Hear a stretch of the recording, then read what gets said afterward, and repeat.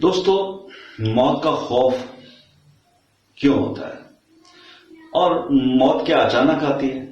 موت آنے سے پہلے 3 نشانیاں بھیجتی ہے، وہ کون سی ہیں اس پر آج بات کرتے ہیں۔ دیکھیے، موت کا خوف تو ہر لمحہ ہونا چاہیے مسلمان کو، مگر اس خاص طور پہ اس وجہ سے ہونا چاہیے کہ کیونکہ ہم نے واپس لوٹ کر جانا ہے، تو کیا جس مقصد کے لیے دنیا میں بھیجے گئے تھے وہ تیاری مکمل ہے؟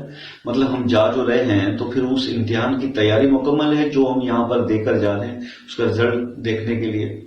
تو اس حد تک تو خوف جائز ہے، لیکن میں سمجھتا ہوں کہ مومن جو ہے اس کو موت سے ڈر نہیں لگتا۔ مومن اپنی موت سے نہیں ڈرتا، اس کی وجہ یہ ہے کہ جو ایمان والا بندہ ہوتا ہے وہ اللہ اور اس کے رسول کے احکامات پر اتنا اپنی زندگی کو لے کر چل رہا ہوتا ہے کہ اسے ڈر نہیں ہوتا، اس کی ہر لمحہ تیاری ہوتی ہے۔ اس کی وجہ کیا ہے؟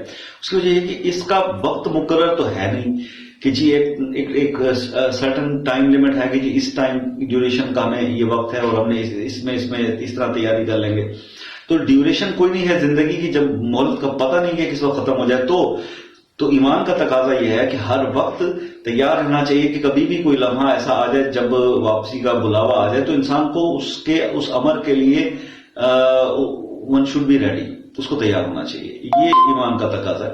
اس کے بعد دوسری بات یہ آتے ہیں کہ ہاں، نشانیوں کی بات آ جاتی ہے، کیونکہ ایک بار اسرائیل سے حضور پاک صلی اللہ علیہ وسلم نے پوچھا تھا کہ تم پہلے کی امتوں میں تو موت سے ان کی جان نکالنے سے پہلے جایا کرتے تھے، تو کیا میری امت کے پاس تم کوئی اطلاع کچھ جاؤ گے یا مطلب اچانک سے ان کی روح قبض کر لو گے؟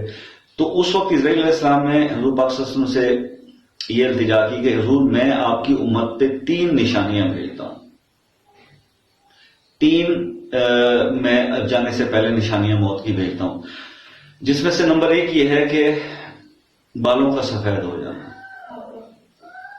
بالوں کا سفید ہو جانا یہ موت کی طرف سے پہلی نشانی ہے۔ ٹھیک ہو گیا؟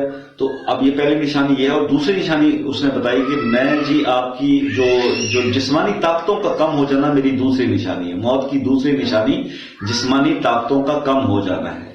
اور پھر تیسری نشانی اس نے یہ بتائی رسول اللہ صلی اللہ علیہ وسلم کو کہ تیسری نشانی آپ کی امت میں یہ بھیجتا ہوں کہ ان کی قبریں جھک جاتی ہیں، تو یہ میری تیسری نشانی ہے، اس کے بعد میں خود پہنچتا ہوں۔ تو اس لیے تیار رہنا چاہیے کہ یہ 3 نشانیاں موت کی طرف سے اسرائیل کی طرف سے ہمیں ملتی ہیں، تو ہمیں ان نشانیوں سے بھی باخبر رہنا چاہیے اور موت کے لیے ہر وقت تیار ہونا چاہیے اور تیاری کی لگن میں لگے رہنا چاہیے کہ کوئی بھی لمحہ اپنا فضول ضائع مت کرے، جتنا ہو سکتا ہے توبہ استغفار اور عبادات کے اوپر توجہ دیں۔